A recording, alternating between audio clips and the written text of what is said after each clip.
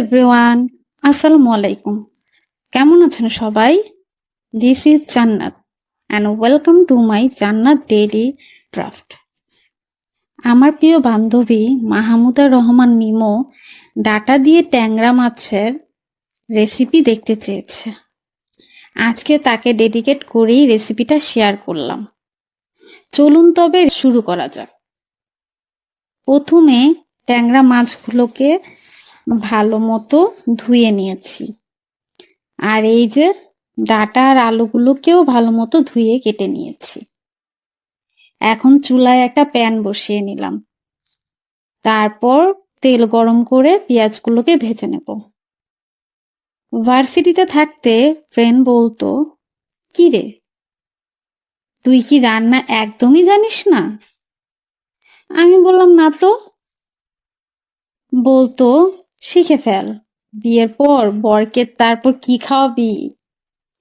আমি বলতাম, সে অফিস থেকে এসে রান্না করবে, একসাথে দুইজন মিলে খাবো।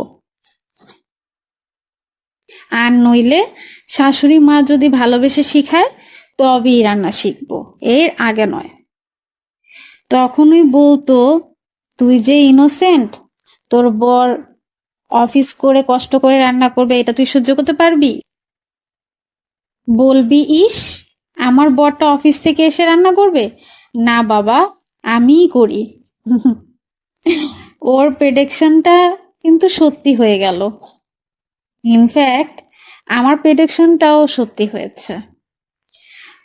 আমার শাশুড়ি আম্মু হাতে ধরে ধরে এখন আমাকে রান্না শেখায়। ওই তো আমার শাশুড়ি আম্মু চলে এসেছে। তরকারিতে কি কি উপকরণ দেওয়া লাগবে, কখন দেওয়া লাগবে, কি পরিমাণ দেওয়া লাগবে, এইসব এখনো আমি ঠিক মতো বুঝি না। তাই সে সব সময় আমার রান্নার মাঝে আসে, এসে ধরে ধরে দেখিয়ে দেয়। এই তো পেঁয়াজটা বাদামি রঙের হয়ে গেলেই তারপর আদা রসুন বাটা, লবণ, এক এক করে হলুদ গুঁড়া, মরিচ গুঁড়া ও ধনিয়া গুঁড়া আর জিরা বাটা দিয়ে ভালো মতো কষিয়ে নিচ্ছে। তারপর মাছ দিয়ে মাছটাকে কষিয়ে তুলে ফেলতে হবে। তারপরে এই যে ডাটা আর আলুটাকে মশলাতে দিয়ে সিদ্ধ না হওয়া অবধি কষিয়ে নিতে হবে। পানি দিয়ে ঢেকে অল্প আঁচে রান্না করতে হবে।